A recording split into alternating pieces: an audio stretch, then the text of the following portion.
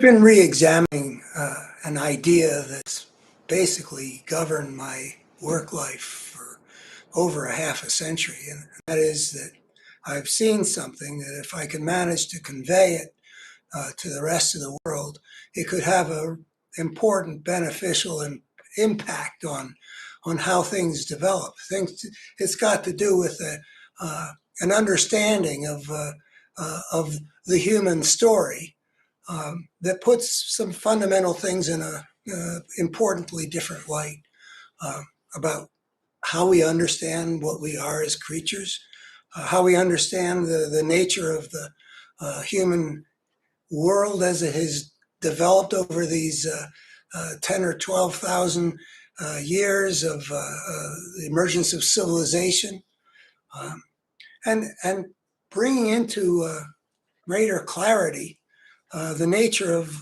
the forces that we need to bring under control if human civilization is going to survive, which I think is, let's just say, far from assured at this point.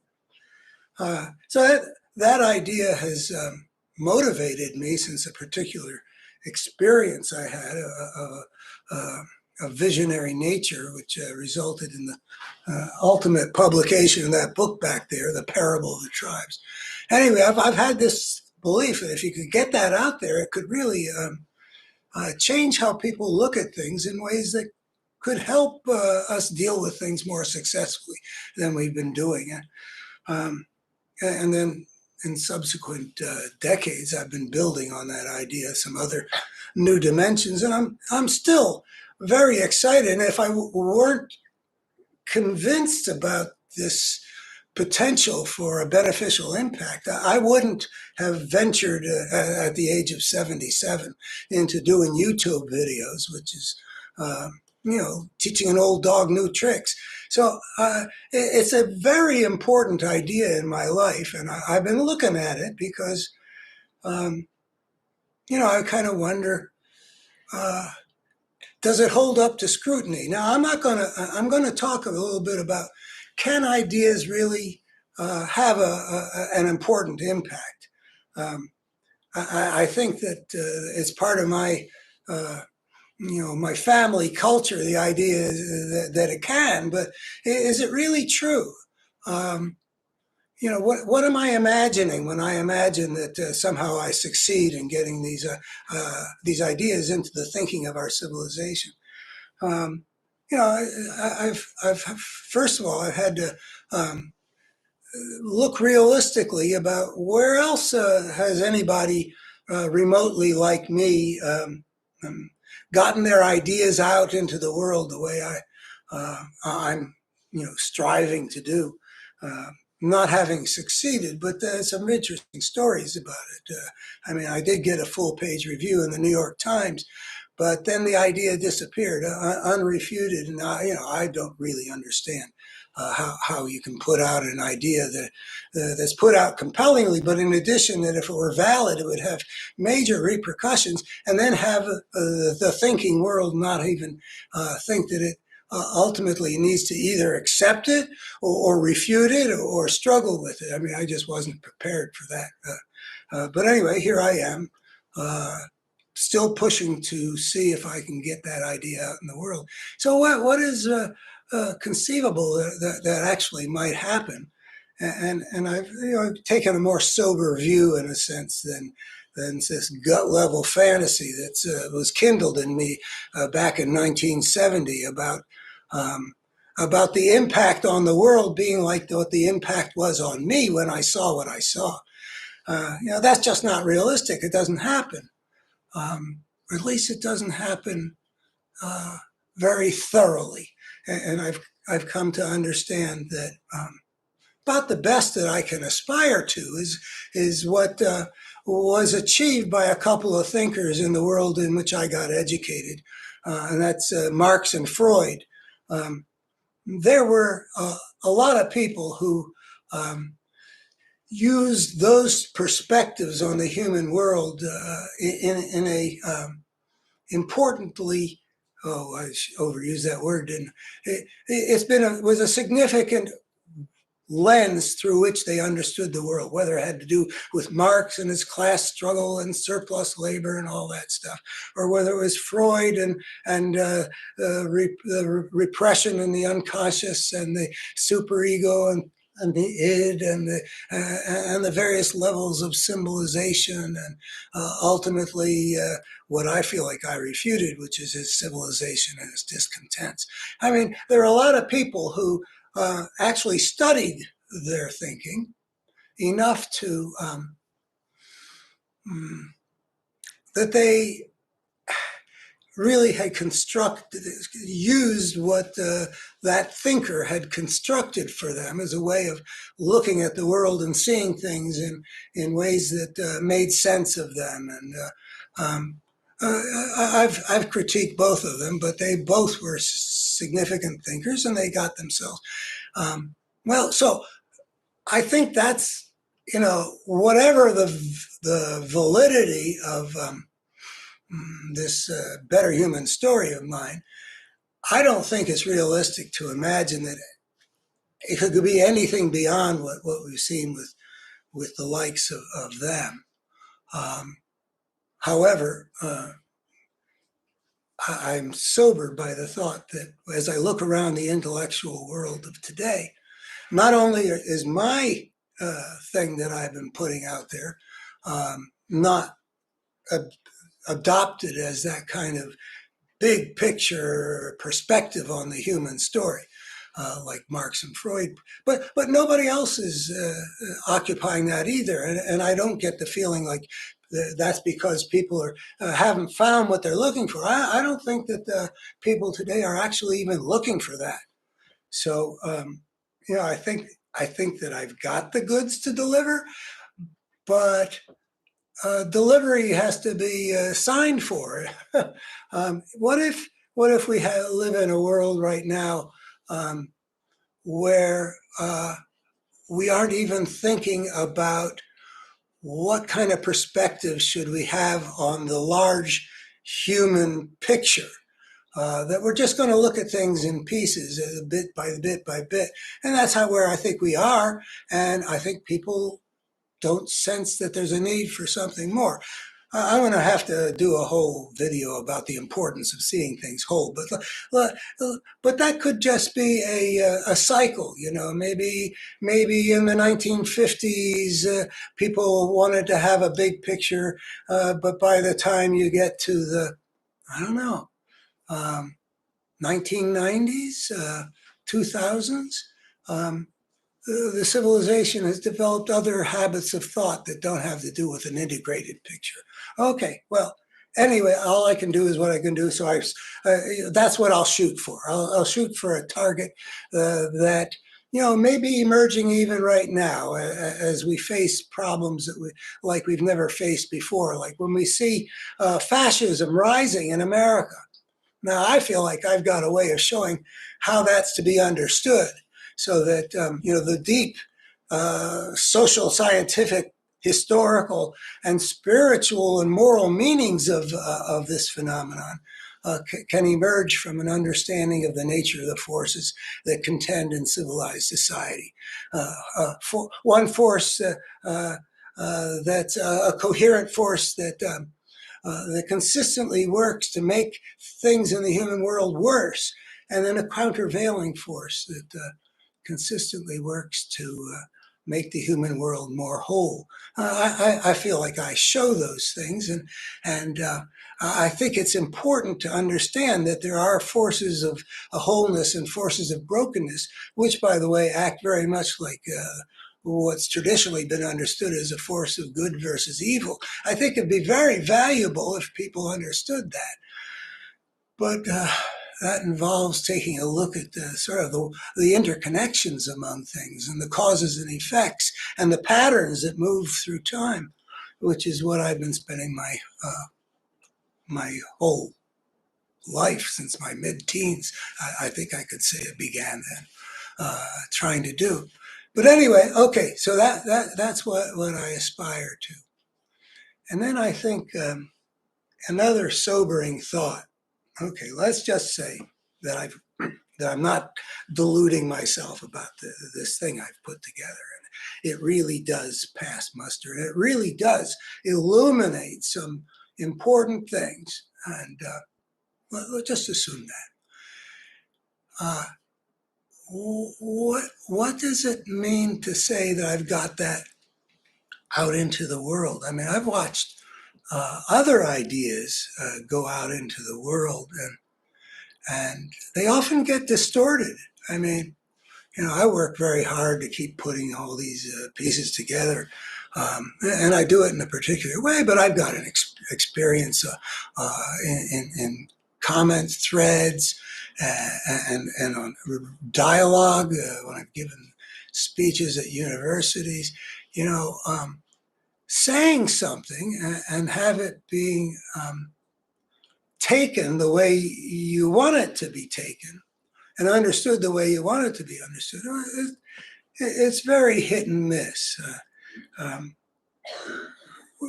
Not particularly just with my ideas, but in general, people will take an idea from somebody and then they'll render it. I think of that scene in the Woody Allen, what was it, Annie Hall, where he's standing in line, and there's Marshall McLuhan actually shows up to put some blowhard in his place. And he said, you haven't understood at all what I was trying to say. Well, I think that from what I've seen about how ideas get transmitted in the world, it's very difficult to transmit things so they get received the way the transmitter wanted them to be received. I've had some don't get me wrong. I'm no Jesus Christ. I don't have that delusions of that sort. I'm a guy that's worked hard on trying to understand things, using what got instilled in me by America that gave me every opportunity to develop such skills. But I have noted, as I look at the way ideologies, belief systems have operated over the millennia, I think of, I've had a fantasy. I may even have once written it up, but maybe I just went through it in my head about some kind of a scene where Jesus is assured, perhaps while he's on the cross, that he has not sacrificed in vain, that he has that his teachings have been written down, like Matthew 5, the Sermon on the Mount, and there are going to be millions of people who have adopted him as a divinity and who regularly read his words, say things like "Love thy neighbor as thyself," and a whole network of ideas presenting a spiritual vision and a moral teaching about how we're supposed to deal with each other.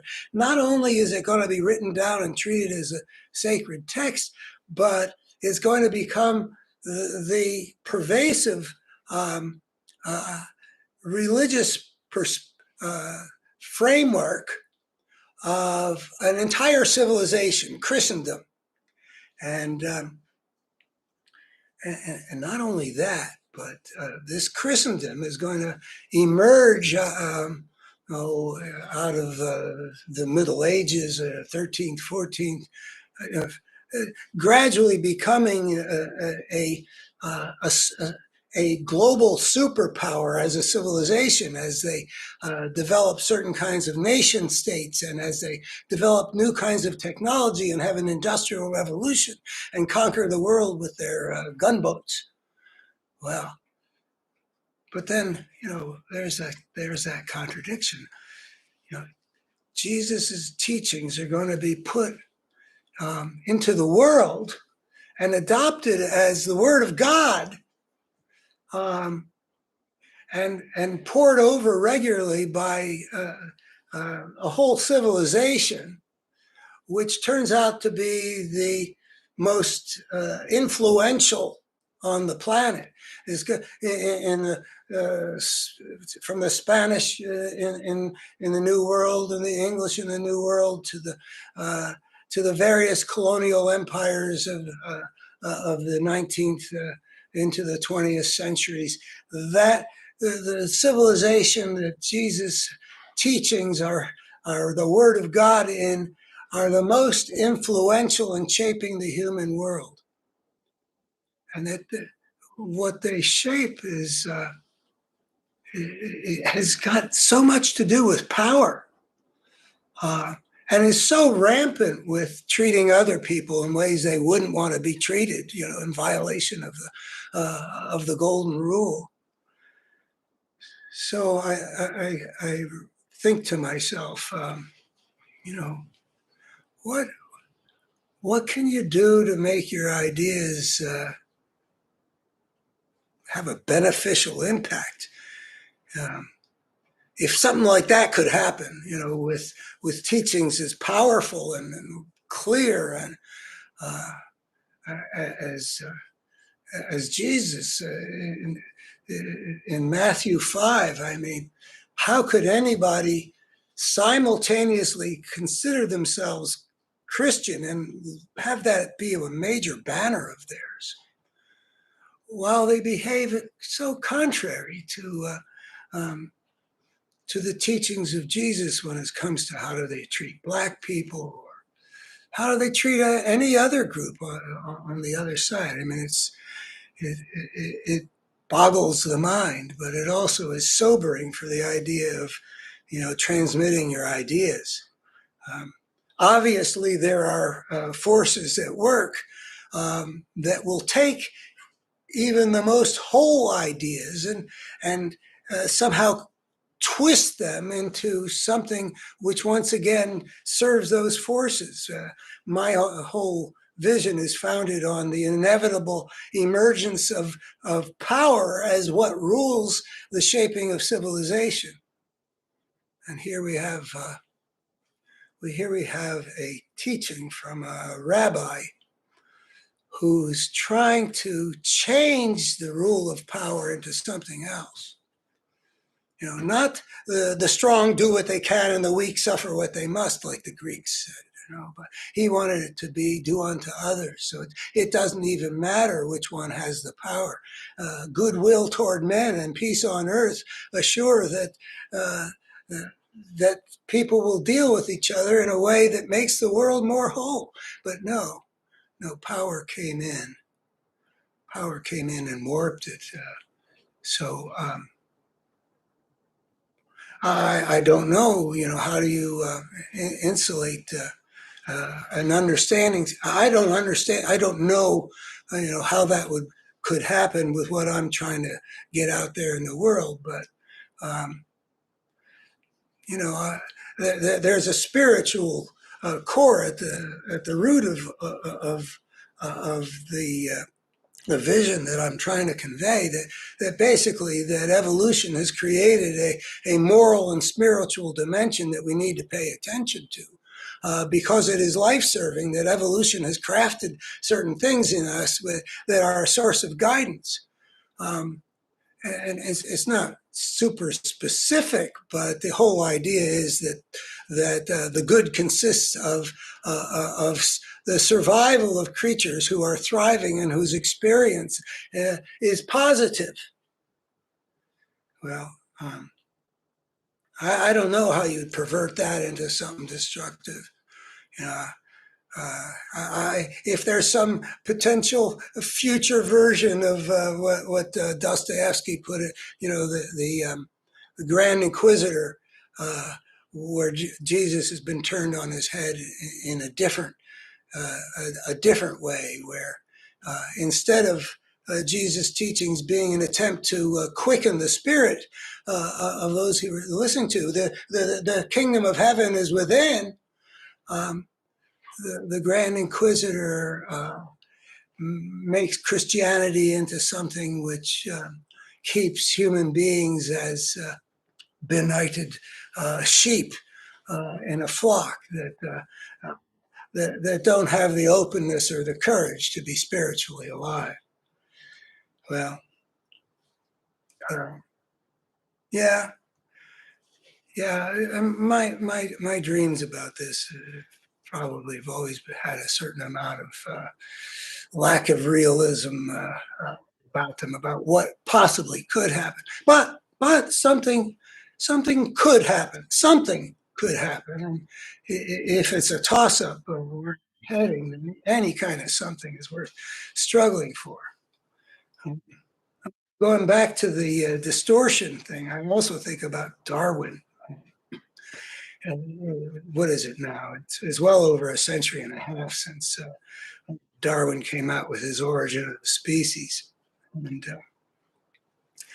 I think it is just a magnificent, powerful idea, which I have been working with as a key to seeing what's really been going on in the human story. That it's founded on the idea that what our ancestors did 10 or 12,000 years ago represents a fundamental point of discontinuity in the history of life. That something unprecedented happened that was inevitably a big gamble for life to take, of allowing a species to extricate itself from the niche in which it evolved biologically, and by inventing its own way of life. That instead of natural selection, doing what it does, you've got a creature using its imagination with no particular constrictions that have been selected for in systems that work for the long haul. This is a plunge into a kind of anarchy anyway. There's a core here that Darwin provides that I am just so impressed with the simplicity, elegance, and power and manifold implications of his idea about how there's such a thing as a process of selection, and you can end up with a watch on the beach, to refer to it, not without having to imagine a watchmaker. That was the crucial thing. That there is a process which can fashion a watch. There's an English churchman who used if you found a watch on a beach, that would tell you that there must be a watchmaker. Well, I kind of envy people who are able to imagine looking at the whole picture. That there's a watchmaker looking out for us, that there's a force that's operating that makes things unfold in a way that's greatly influenced by something so incredibly powerful that it can design a watch like the human body. Well, it's a different way of looking at things when you don't have that top-down aspect. When you see that what we've got is something that's unfolded, and it's unfolded according to some natural dynamics that under certain circumstances, it's quite natural that that life will begin to form. Under certain circumstances, there will become some things that are able to replicate themselves and get versions of themselves into the future. And as that happens, gradually the system develops into more and more things that are capable of getting their design into the future. And that just sort of unfolds in an opportunistic way. It's in an opportunistic way, and it's just sort of like what happens. But that doesn't mean that we're left in a void, because as that happens, gradually certain kinds of reality emerge. It may have not had any purpose when these molecules started to form and start self-replicating.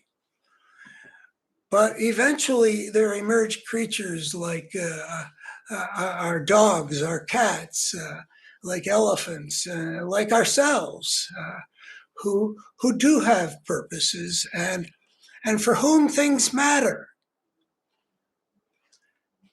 Who have a reality that they experience along certain dimensions that matter because they are experienced as mattering.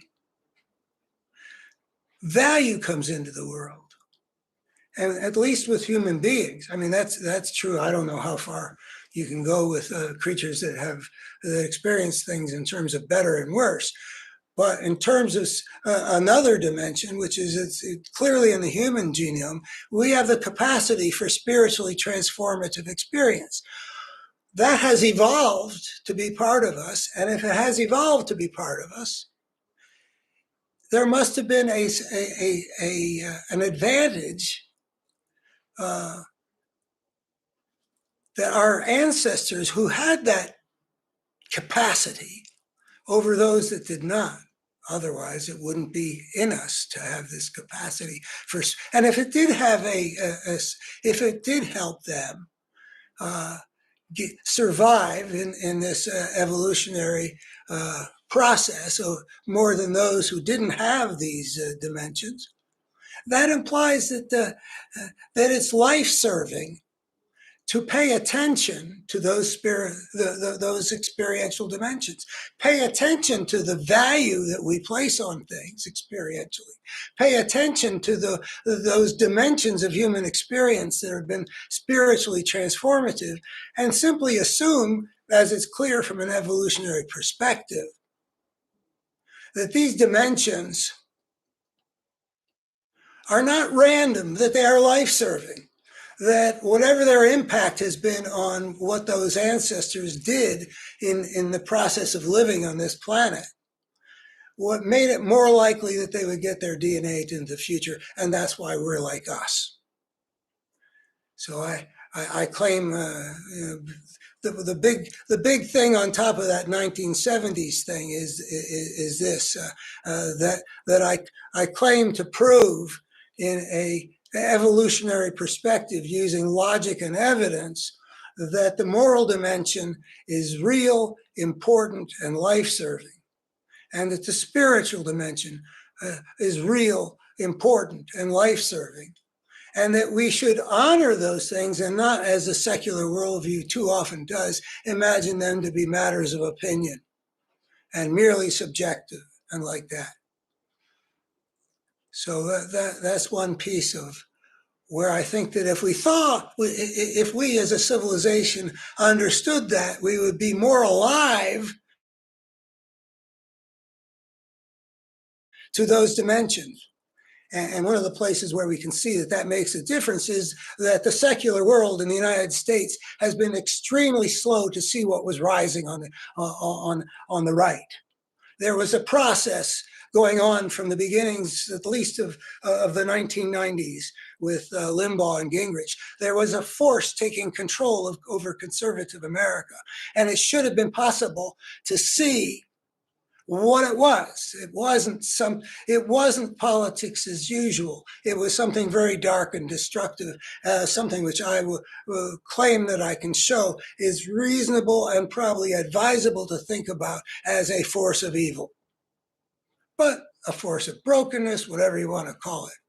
But to see it for what it is, and I spent the last 20 years raising an alarm, and I can tell you that liberal America that doesn't see things in the patterns and the wholeness of things, that just sees things piece by piece, wasn't putting the pieces together to see that here we have a coherent force that consistently works to make things more broken in the human world.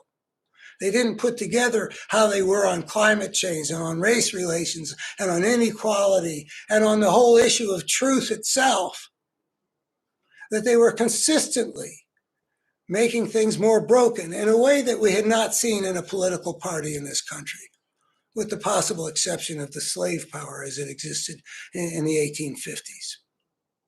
Just clearly a force of brokenness. So that's part of why I actually do believe that I'm offering something that could help human civilization to survive. I've been offering a picture of what's been rising on the right. Well, actually, back over 30 years, but I didn't really see it till 2004. So, but I've never quite understood why it was so difficult to convey even that piece. I continually tried to show that something had taken over the right that was showing a spirit behind it that can be inferred from the complete consistency of its destructiveness. That kind of consistency bespeaks that there's some kind of force of a particular nature that's governing what it's doing. I tried to show that in piece by piece, evidence by evidence, and I never felt all that successful. I've posted, I think, probably close to 900 pieces on Daily Kos, which is a wonderful website. I mean, really, really first rate in so many ways. And it's all about the many dimensions of this battle that's going on in the political realm, in which they, to their credit, include the Ukraine crisis, the invasion of democratic Ukraine by tyrannical Russia. Yeah, but anyway, I comment a lot there on that level of the particular dramas that are playing out. I might write something about Attorney General William Barr might take off, and I like getting into the minutia. The picture that we've been presented, I mean, it really is a Chinese curse of a world. I mean, it's just the incredible things going on all the time, and I enjoy spinning. When I write about the particular, I've been continually trying to tie in the particular and show where it fits in that larger coherent picture. And what I've noticed is that even when my analysis of the particular takes off and gets its enthusiastic endorsement, the tie-ins to the larger things that I think are essential to see don't get commented on, like they didn't get seen. And I note that, but I don't fully understand it. I think we're back to the question of whether we have space in our minds right now for pictures of the whole. I've spent my whole life sort of striving for the whole. I mean, that's just been sort of my passion since I was a teenager. And I don't know that I can put myself into the position of somebody who maybe um, doesn't conceive of the world as having that kind of um, a coherent framework that holds uh, what's true and what's good and what's meaningful. That maybe that's not even considered an achievable thing. That the secular worldview says, well, we're going to just live our lives, a sense of the whole, something which is sort of inspiring in the way in which people who've, been really well placed in their spiritual traditions, their religious traditions, have had some kind of a meaningfulness at the core of their lives because they're living in relationship to something. Maybe the secular worldview has sort of given up on the idea that that's possible. Because we get to live our lives, we get our paychecks, we make ends meet, we spend time with friends, we're good to one another, and and then we die. And as for what does it mean, well, the cosmos isn't a place where things actually mean anything. I don't know. Maybe I'm not. I'm trying to envision what it's like not to be looking for what I claim is possible, which is to have um, a way of understanding things which has integrity from the point of view of the secular worldview's epistemology. In other words, it's not received from some authority. It's not a text. It's using logic applied to good evidence to draw conclusions. So it passes the scientific test, the intellectual integrity test, and yet I claim that it answers fundamentally the questions that religion has answered in the past. It doesn't provide everything, not everything I would want. I find myself not infrequently wanting there to be a God um, out there that I can relate to and turn to and be supported by and feel buoyed up in my optimism that the things that I hold sacred won't be destroyed. Yeah, I envy people who have that. But I just can't get there. It looks to me like um, there's just a natural unfolding, and where it all comes from, I've got no, I can't even imagine understanding how it all comes. But the cosmic evolutionary process leads to something like what our situation. Uh, it leads to the situation where some creature, and let's just imagine this has happened on a lot of planets in this enormous universe with billions of galaxies and billions of stars in each one. I mean, it's just mind-boggling. There's got to be a lot. Let's just imagine there's a large population of planets that somehow have the necessary ingredients, and it's just going to happen naturally, according to what we can imagine anything would be like. But where it all came from, no clue. But it's going to happen that there will be creatures that evolve out of the plasms of the planet, and eventually there will become a creature that's got the creative intelligence to change the rules of its life, that it can imagine other ways of being, invent other ways of being, and pull itself out of the ecological order that over the course of, in our case, 3.5 billion years, it evolved. Oh, wow.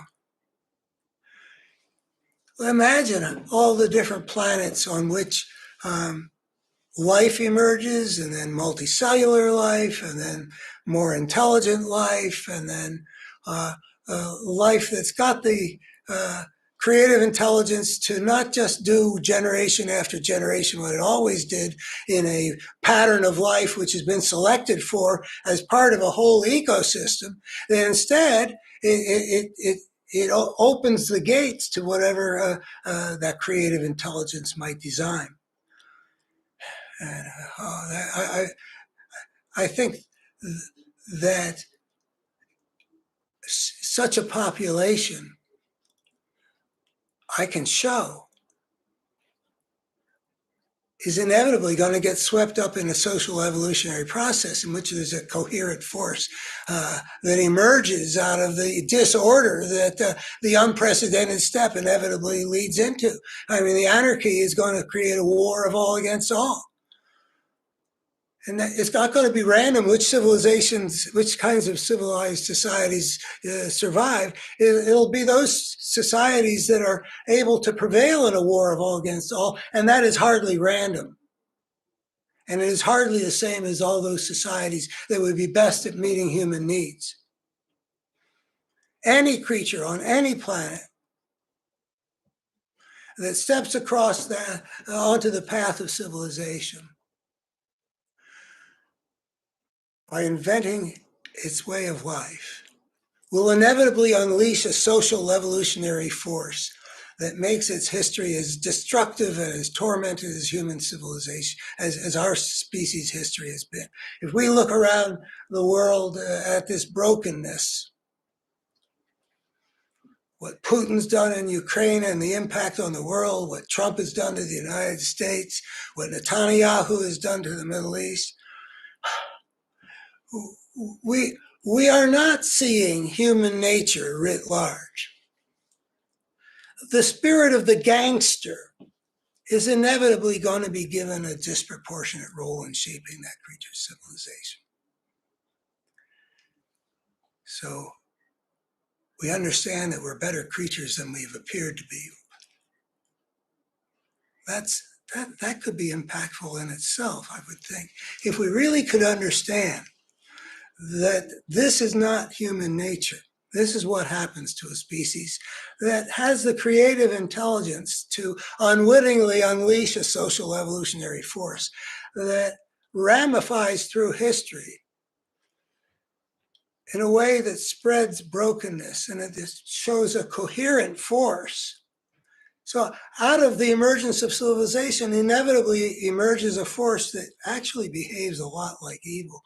But let's just say that it moves through time and through cultures, moving brokenness in shape-shifting ways from the individual psyche and its traumas to the international anarchy and its inability to impose any kind of life and serving order to counter the spirit of the gangster. And once we realize that that's what we're up against, besides feeling better about ourselves, which I think would matter too, we can see that we really need to change the system whose structure inevitably enthrones the spirit of the gangster. The system which is not regulated by any life-serving order. Because civilization inevitably emerges outside of any life-serving order. And there's no natural order because the creature has extricated itself from the natural order. And there's no human-imposed order because there's no capacity for the fragmented nature of this emerging new life form, civilized society, to act collectively to create an order. I mean, we still haven't, after 10,000 years, really very much of a way of collectively deciding how the order is supposed to be. I mean, we still got superpowers with veto power in the UN Security Council. I mean, there's nothing to stop Putin from deciding he was going to take a continent that had been working so hard to build an order of peace and to replace that with an order of war once again. we gotta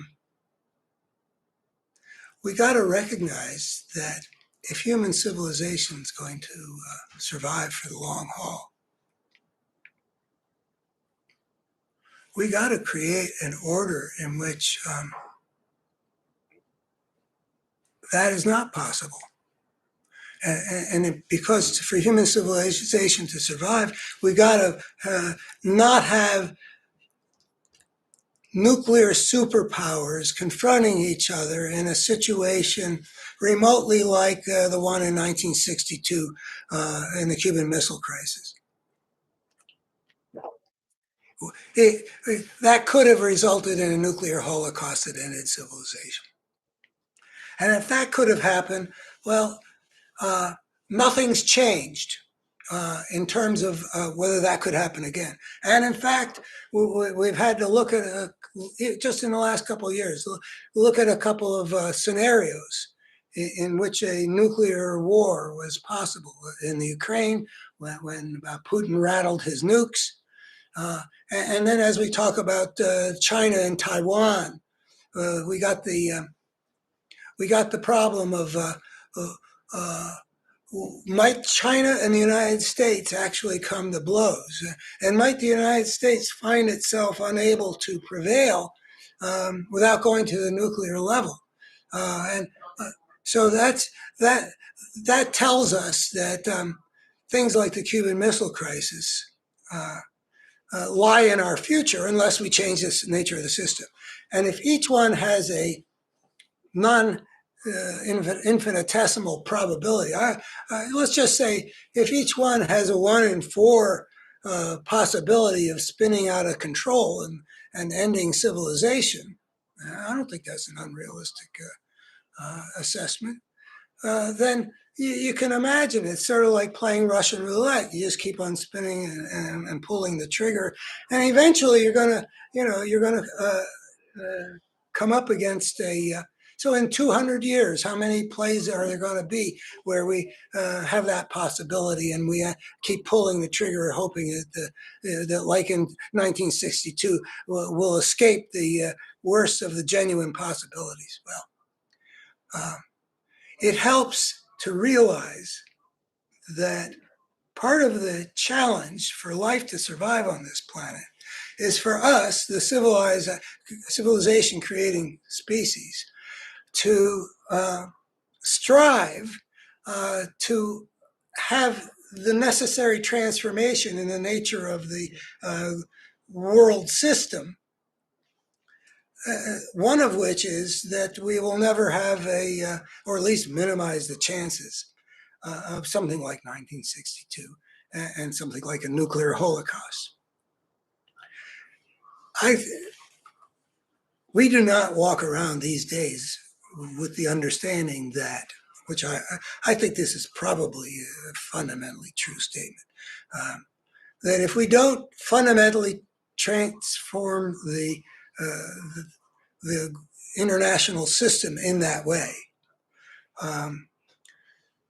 we probably will not survive more than another couple centuries. Or maybe it's a toss-up, whether we would go that way as opposed to, say, climate change. That's another story. But we got to. It matters to understand that that transformations are required, and we should keep our eye on the prize. It's not necessarily easy to know exactly what that system should look like, but we're having a discussion about, well, what should that system look like? Let's say that we're 400 years into the future, or 300 or 200, whatever, and we've got a planet that where that simply you can't imagine like what we can imagine right now between nuclear superpowers at war. What would that look like?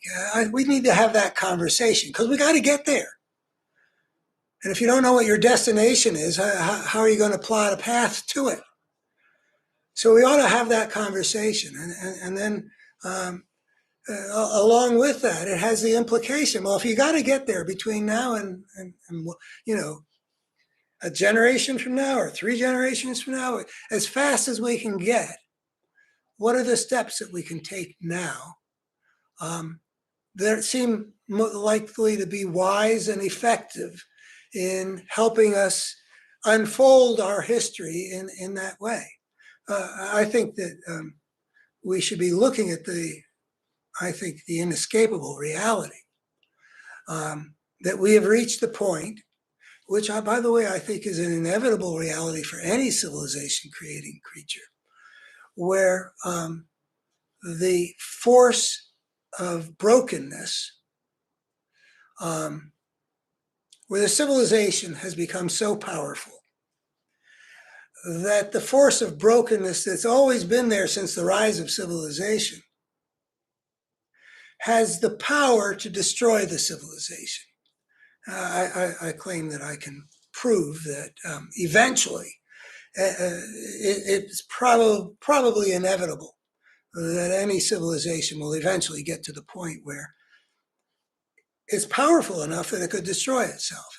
And I think that every one of those creatures is going to not only have to undergo a traumatic historical process that I claim was inevitable, but they have to find a way to emerge out of that process with enough wholeness to contain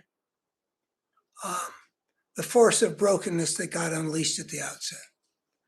And that means to overcome things like the distrust among nations,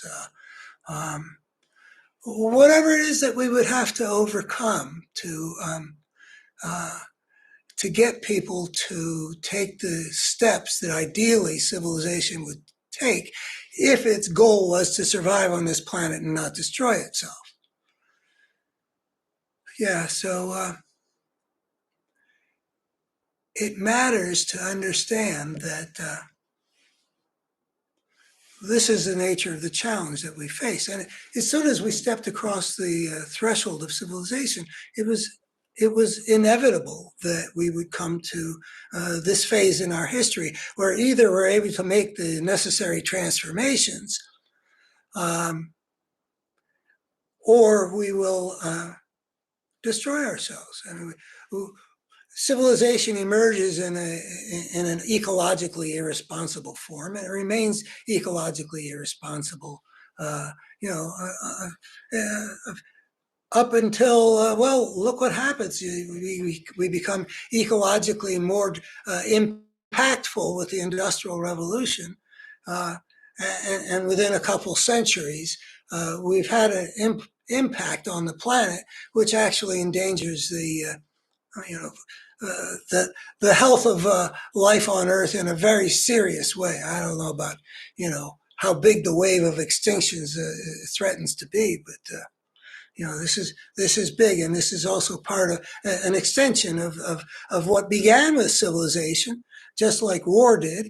But as civilization becomes more powerful in its weapons and in its technologies, it starts to threaten to destroy itself, because there's a need to create the kind of order that does the jobs that life on Earth did in the past, which was to make sure that the interactions among the elements was consistent with long-term viability of the system as a whole, and that means an end to the system of war that was inevitable from the outset, and compatible also with the ways of life in that the new life form, civilized society, acts in a way which is harmonious with the long-term ecological viability of the system,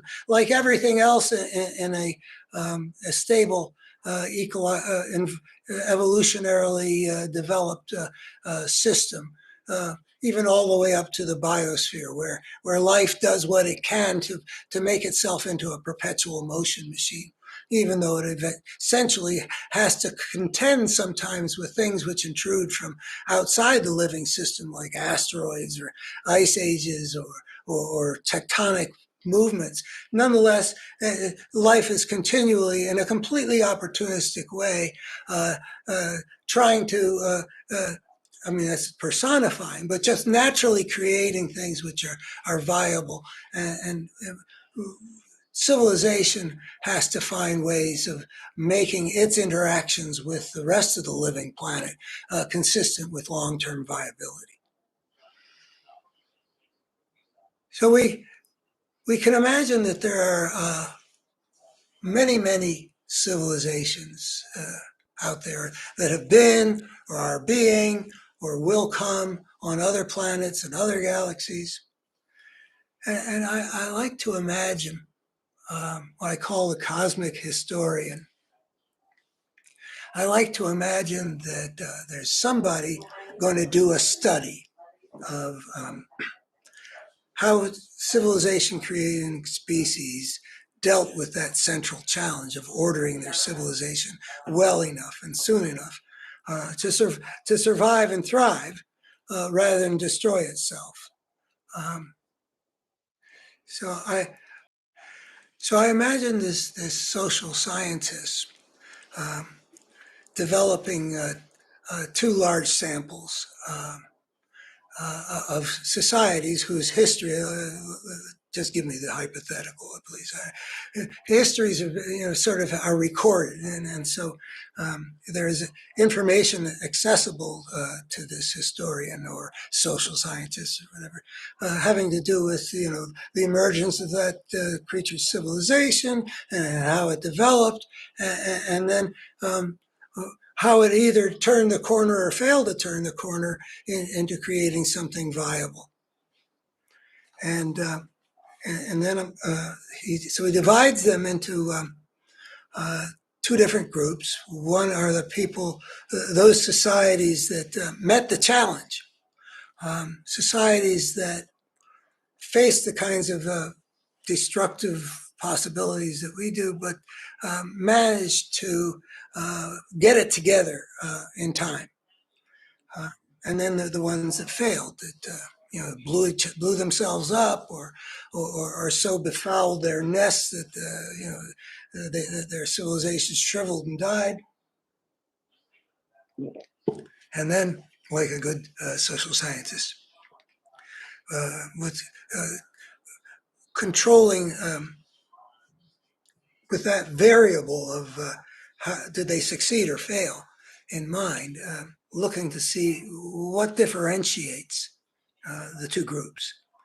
And I think that one of the things which will differentiate them would be the ones that survived were much more likely to strive to understand their situation as a whole, looking at the whole saga of their species and the whole nature of the forces that have been contending, and to see their drama in some whole way so that they understand, basically what the nature of it is and what they're called upon to do. I think that they will have had their minds open to the idea that there is a human story, or in their case, a whatever story, that has shape and meaning, that has a moral meaning and also has a spiritual meaning in those dimensions. And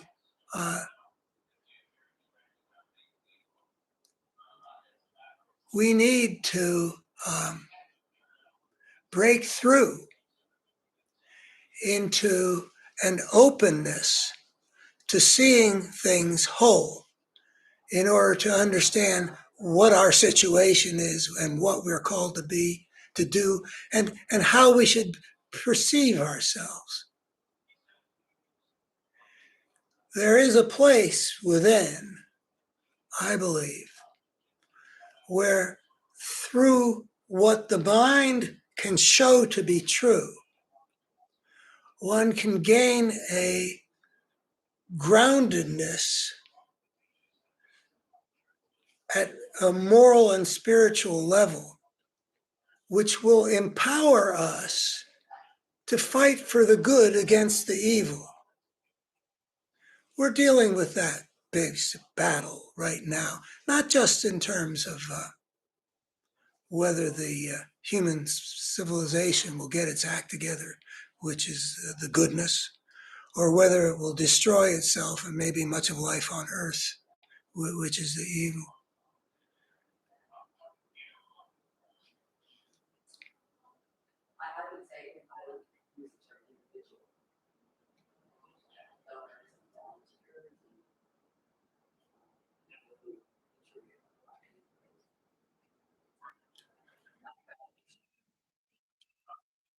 That there is an integrative vision that makes sense of the dynamics of the human world from the beginning steps of horticulture through the rise of the great empires to the Cold War and into a future which may or may not involve the self-destruction of civilization.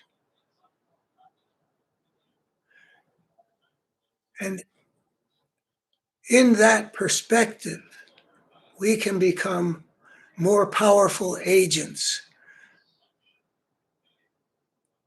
of those values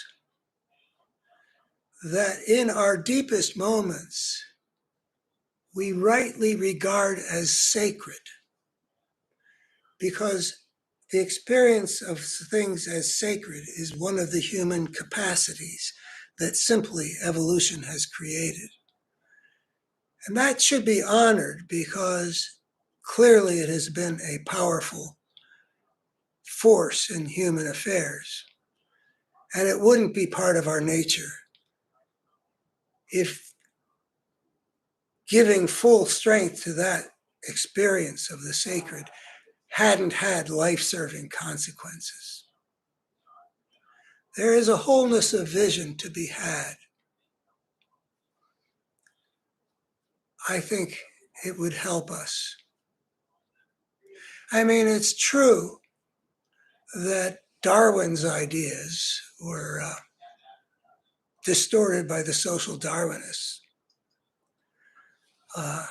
who were able to use Darwin's ideas to bolster the striving of the capitalistic gangsters who felt that the nature red in tooth and claw was an endorsement of their ruthlessness. But eventually, the Darwinian perspective overpowers that narrow, distorted understanding of evolution. Yeah, there's competition in that opportunistic situation. Yeah, there is a struggle for survival.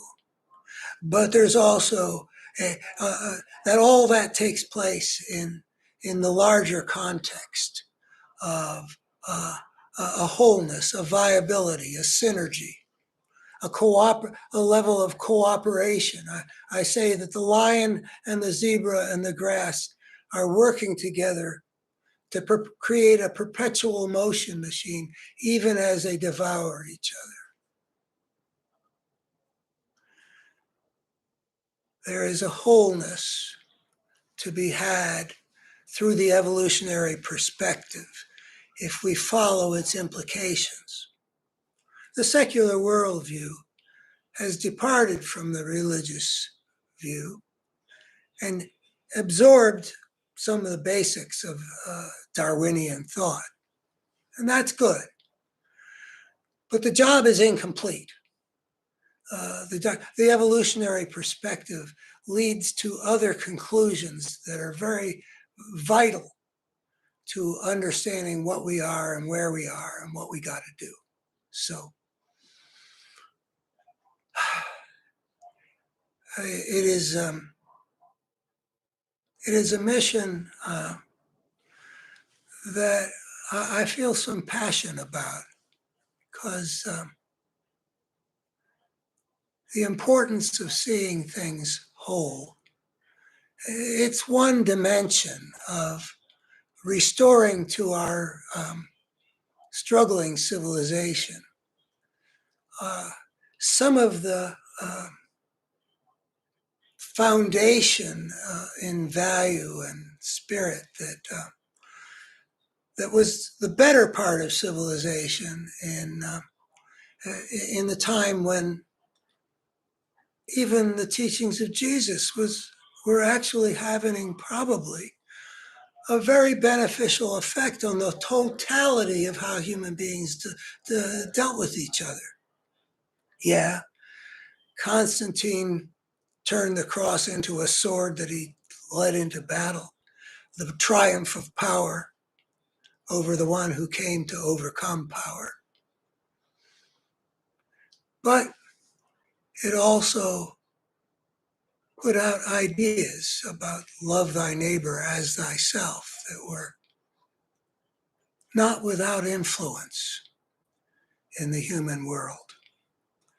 So there are ways of getting real impact, even though the battle seems so hard to win between the force of wholeness and the force of brokenness. But actually, maybe in coming generations there will be an ability for something which a belief system, a total belief system that's really more fully aligned with the force of wholeness than we've managed, in the age of the Grand Inquisitors and such. Well, maybe that'll become possible because we're going to need to be able to become a lot more whole than we have been whole if we're going to survive for the long haul. We're not whole enough to keep Putin from invading his innocent neighbor. We're not whole enough that we can feel absolutely sure that the American people will reject a human monster like Donald Trump. So that's up in the air. The whole thing's up in the air. Best that we be inspired to that battle. Seeing things whole is part of getting that inspiration. So thanks for listening. Bye-bye.